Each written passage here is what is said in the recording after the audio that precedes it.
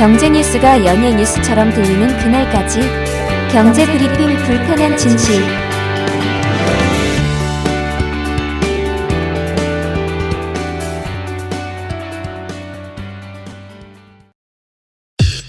EPD의 픽.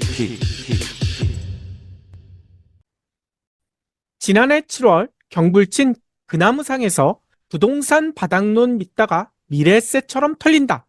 이런 제목의 방송을 했었던 거 기억나시나요? 저희는 기억하죠. 혹시 기억 못하시는 분들을 위해서 다시 한번 짧게 요약해 보자면요. 미래에셋 증권 등 국내 금융사들이 홍콩의 한 랜드마크 건물을 담보로 빌려준 2,800억 원, 이거를 모두 날리는 상황에 처했다. 이런 소식이었거든요. 근데 이 랜드마크 건물, 홍콩 최대 갑부 중에 한 명인 한수통이 공동으로 보유하고 있는 오피스 빌딩이었어요. 따라서 이거 떼일 걱정 전혀 없다. 뭐 이렇게 생각했었거든요. 그런데 이게 수천억을 날리게 됐다는 겁니다. 당시 부동산 경기가 살아난다는 뉴스 이게 나오고 있지만 이것 봐라. 이 뉴스 경계해야 한다. 외국에서는 특히 홍콩이나 해외에서는 이런 일이 벌어지고 있다라고 경불치는 강조를 했었거든요. 왜냐하면 해외 상업용 부동산이 이처럼 공실률 악화로 무너지기 시작하면 그 여파가 우리나라에도 닥칠 수 있다. 이런 우려를 그때 얘기 드렸었어요. 그런데 안타깝지만 그 우려가 점점 현실이 되는 것 같습니다.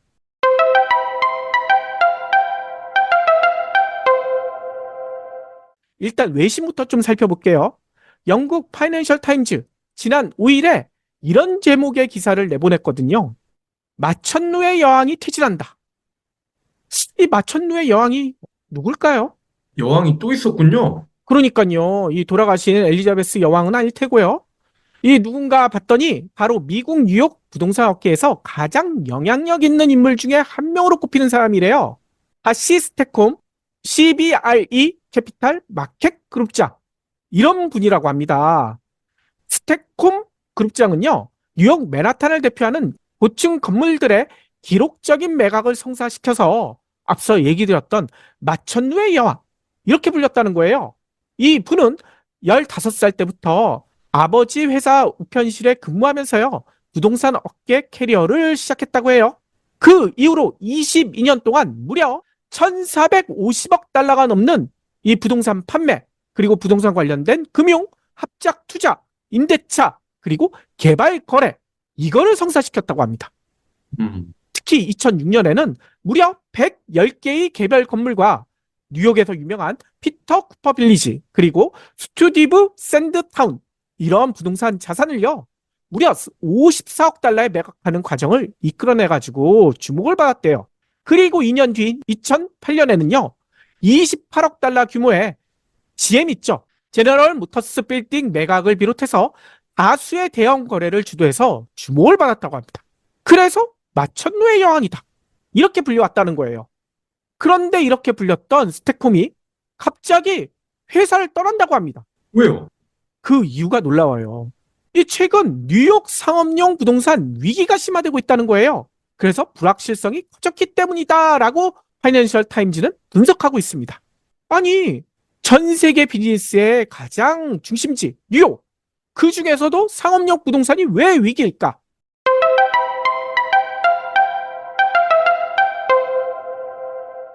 이런 얘기가 나오고 있대요. 코로나 시절에 재택근무가 확산되면서 상업용 부동산이 안 좋았다라는 이야기는 다들 들어보셨을 거예요. 근데 이게 엔데믹이 들어가면서 다시 회사로 출근할 거 아닙니까? 상업용 부동산이 다시 각광받을 것이다 라는 기대를 많이 받았었거든요. 근데 엔데믹 들어온 지 벌써 2년 가까이 되고 있는데 상업용 부동산 아직도 죽을 쓰고 있대요. 어허.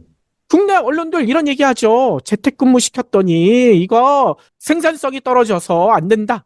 많은 업체들이 다시 회사로 복귀시키고 있다라고 얘기하고 있지만 미국 실상은 전혀 다르다고 합니다. 미국에서는요, 아직도 이런 얘기가 나온대요. 코로나 당시 경험했던 재택근무에 대한 평가, 그리고 직원들의 만족도 아직도 높다는 거예요. 그래서 여전히 재택근무를 실시하는 기업들이 많다는 겁니다. 지난해 4분기 기준으로 미국 기업의 62%나 일부 원격 형태의 근무를 제공하는 것으로 나타났대요. 일부 원격 형태, 뭐 100% 재택근무는 아니지만 재택근무를 번갈아 가면서 하는 그런 형태의 근무를 제공한다는 거예요. 근데 이 수치가요, 62%라는 수치가요, 1년 전보다 줄어든 게 아니라 오히려 더 늘어났대요. 엔데믹이 됐는데. 그것도 무려 10%포인트나. 특히 과거에는 주 5일 사무실 출근이 일반적이었잖아요. 근데 미국 기업들 중에선 벌써 이렇게 하고 있대요. 주 5일 너무 많어. 4일만 나와. 3일만 나와. 이런 회사들도 많고요. 심지어는 2.5회만 나와. 이런 회사들도 있다는 거예요. 한마디로 하이브리드식 근무 형태가 늘어나고 있다는 거죠. 네. 경불진이 대표적인 케이스 아니겠습니까? 저희도 그 당시에 어쩔 수 없이 재택을 선택을 했는데 지금도 재택을 하고 있다. 재택했더니 너무 좋았거든요. 그러니까요. 아니, 출퇴근 그 시달리는 거 그거 없잖아요. 그 시간에 하나라도 경제 뉴스 더 확인할 수가 있고요. 얼마나 좋습니까? 미국도 마찬가지라는 거예요. 직원들 만족도 높아지고 이 근태율 좋아지고 그리고 퇴직률 낮아지고 얼마나 좋습니까? 이렇게 재택근무가 늘어나게 되면 사무실 공간 예전만큼 필요하지 않잖아요. 줄여도 되잖아요. 그러면서 어떤 일이 벌어지고 있느냐? 미국 상업용 부동산 공실률이 있죠. 이 비어있는 그 율이 기록적인 수준으로 치솟고 있다는 거예요. 미국 상업용 부동산 정보 분석 업체인 후스타 자료를 보니까요. 미국 사무실 공실률이요. 지난해 11월 기준으로 얼마인 줄 아세요? 13.6%예요. 미국 사무실에 10개 중 1개 이상이 비어있다는 겁니다. 이 수치는 역대 최대치라는 거예요. 이렇게 공실률 증가하게 되면 어떻게 될까요? 부동산 보유자들 임대 수입 줄 수밖에 없겠죠. 근데 그 부동산 전부 자기 돈으로 사는 경우 없잖아요. 이거 빌려서 샀을 텐데 대출 이자 내는데 어려움을 겪을 수밖에 없다는 거죠. 여기에 금리는 계속 고금리 유지되고 있고요. 부동산 보유자들의 채무 부담 눈덩이처럼 늘어나고 있다. 라고 파이낸셜 타임즈는 지적하고 있습니다. 특히 이 부동산 보유자들이 이 부동산을 매입할 당시에는 사상 최저금리, 이 몇 년 전만 해도 미국이 제로금리였잖아요. 이렇게 돈을 빌렸지만 그 이후에 금리가 급등하면서 훨씬 많은 이자 부담을 지게 되고 있다. 라고 지적하고 있다는 거예요. 아이고, 그러면 빚을 못 갚는 사람들도 많겠는데요? 그래서 실제로 상업용 부동산 대출 연체액 있죠. 이게 10년 만에 최대치로 치솟았다고 합니다. 금융정보회사 뱅크레그 데이터 이 자료를 보니까요. 미국 은행이 임대 목적 상업용 부동산 보유자에게 빌려준 대출 중 지난해 7월에서 9월까지 이 한 분기만 분석을 했는데 이때 한 번이라도 납기가 밀린 금액 이것만 따져봤는데 얼마인 줄 아세요? 무려 177억 달러, 23조 원이 넘는다는 거예요. 와우. 이렇게 되니 무슨 문제가 불거지고 있느냐? 아니, 은행들이 돈을 빌려줬는데 이렇게 연체가 늘어나? 미국 금융 시스템까지 지금 흔들리고 있다고 합니다. 그래서요, 지금 난리가 났어요. 미국 지역은행 중에 뉴욕 커뮤니티 뱅코프 이런 회사가 있거든요. 이 회사의 주가가요, 어이구, 7일 22%가 급락했다고 합니다. 그래서 1997년 이후 가장 낮게 떨어졌다는 거예요. 물론 오늘 아침에 확인해 보니까 오늘은 살짝 반등하긴 했어요. 6.7%. 근데 아직 떨어진 거에 비하면 회복한 게 너무 적다는 거예요. 왜냐면요. 뉴욕 커뮤니티 뱅코프는요. 상업용 부동산 투자 용도로 빌려준 대출이 부실화되면서 지난해 4분기에 예상의 10배가 넘는 대손 충당금을 쌓아야 한다는 사실이 알려졌대요.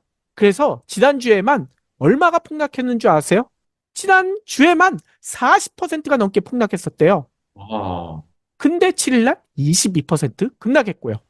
근데 오늘 6.7% 올라가 봤자 엄말의 오줌 누기 아닙니까? 상황이 이렇게 되자 이 은행의 주주들 가만히 있지 않고 있다고 합니다. 니네들이 상업용 부동산 대출 부실 숨긴 거 아니냐? 이 은행을요, 연방법원에 집단 소송까지 제기했대요. 상황이 생각보다 심각하게 돌아가고 있죠. 이러자 미국의 주무부처 장관이 드디어 나섰다고 합니다. 제넷 옐렌 재무부 장관.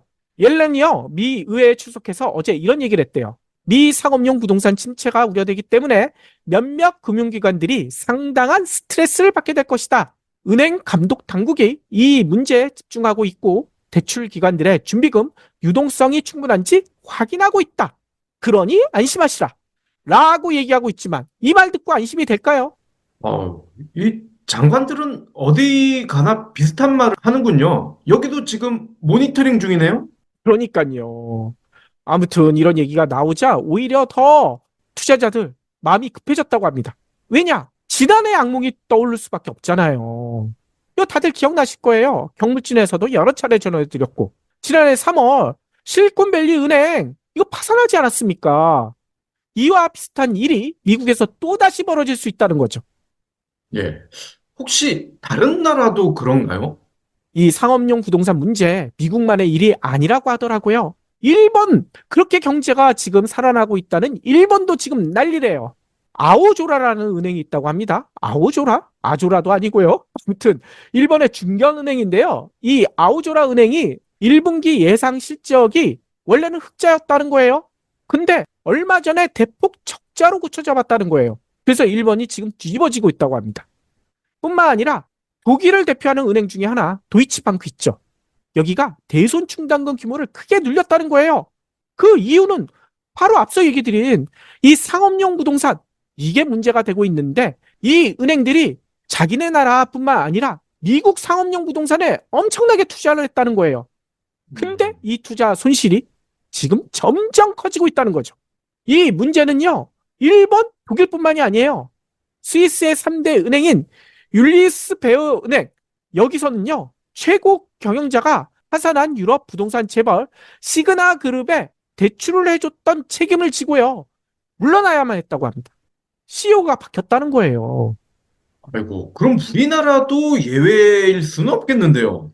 그러니까요. 우리나라 괜찮을까 걱정이 될 수밖에 없겠는데 앞서 처음 얘기 드렸던 것처럼 미래세처럼 저금리 때 미국 등 해외 상업용 부동산에 투자를 크게 늘린 금융사들 우리나라에 무지하게 많다고 합니다.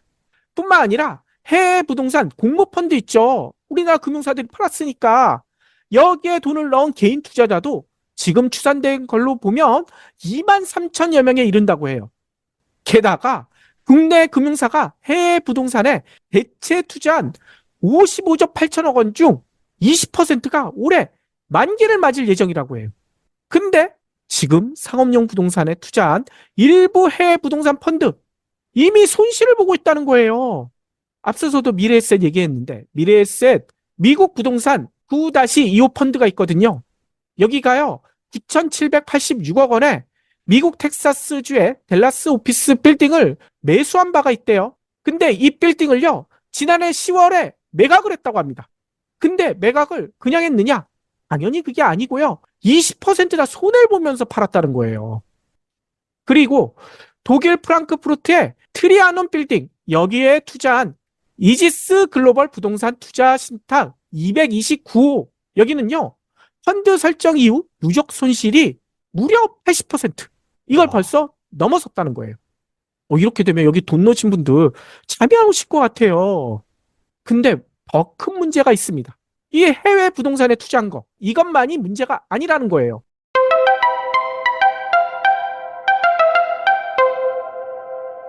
국내 상업용 부동산 이게 괜찮을까요? 홍대, 이대, 강남 우리나라를 대표하는 상권 이미 초토화되고 있다고 합니다. 코로나 때 이미 상권이 무너졌잖아요. 근데 명동 등은 일부 회복세를 보이고 있대요. 하지만 대부분의 상권들 지금 공실로 몸살을 앓고 있다는 거죠. 한국부동산원 상권별 중대형 상가 공실률 이 자료를 보니까요. 지난해 4분기 기준으로 강남대로 공실률이 얼마인 줄 아세요? 8.3%나 됩니다. 이거는 5년 전이 2018년과 비교하면 3배나 많은 수준이에요. 물론 코로나 거리두기로 공실률이 정점을 찍었던 2020년 이때 3분기에 16.4%까지 올라갔었거든요. 이때에 비해서는 지금 8.3이니까 절반 아니냐? 라고 할 수 있지만 그래도 너무 높지 않습니까? 예. 특히 신촌 이대는 더 심각합니다. 여기는요. 소규모 상가 공실률 지금 코로나가 끝났는데도 현재도 무려 18.3%. 이 상가 10개 중 2개 가까이가 지금 문 닫고 있다는 거예요. 전국적으로 봐도 소규모 상가 공실률 7.3%. 코로나가 절정이던 2020년 4분기 이때가 7.1이었거든요. 오히려 지금이 더 높아. 이 수치는요, 부동산원이 분기별 공실률을 공개한 2015년 이후 가장 높은 수치라고 합니다. 왜 이렇게 높을까? 다들 아시잖아요. 월급은 그대로인데 물가는 오르고, 그러니 지갑이 얇아졌으니 소비는 못하고, 그러니 자영업자들 몰락하고 있는 거 아니에요? 공실률이 줄지 않고 있다는 겁니다. 근데 여기서 더 큰 문제가 있습니다. 이렇게 우리나라 상업용 부동산 초토화되고 있는데 엉뚱한 소식이 들려오고 있어요.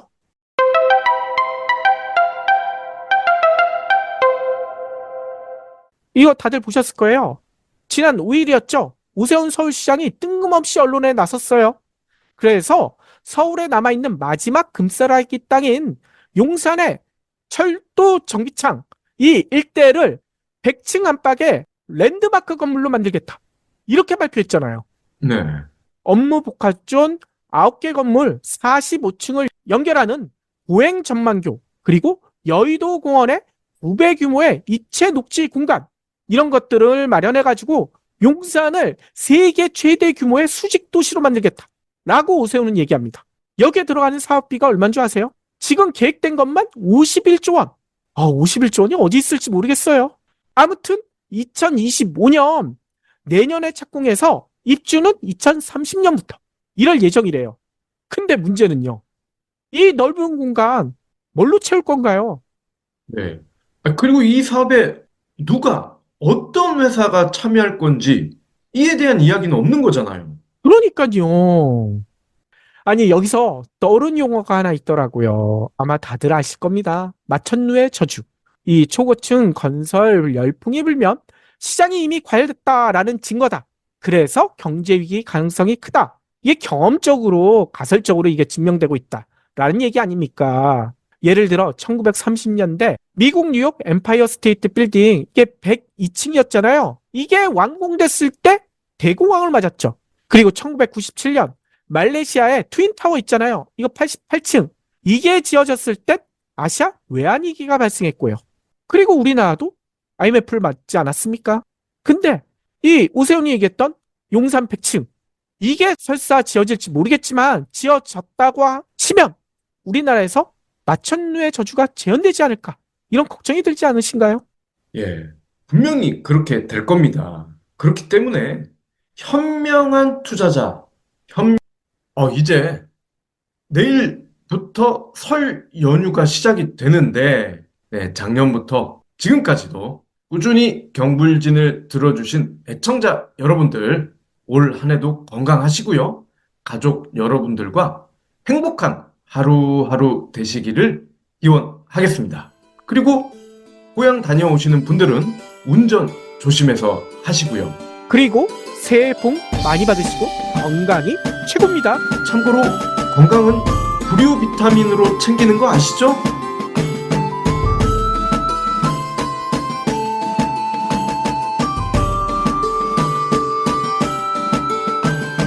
경불진 완주해 주셔서 감사합니다. 하트 투척, 댓글 남기기, 링크 공유, 계좌 후원 등 경불진 부 PD에게 힘을 보태주세요. 더 좋은 내용으로 보답하겠습니다.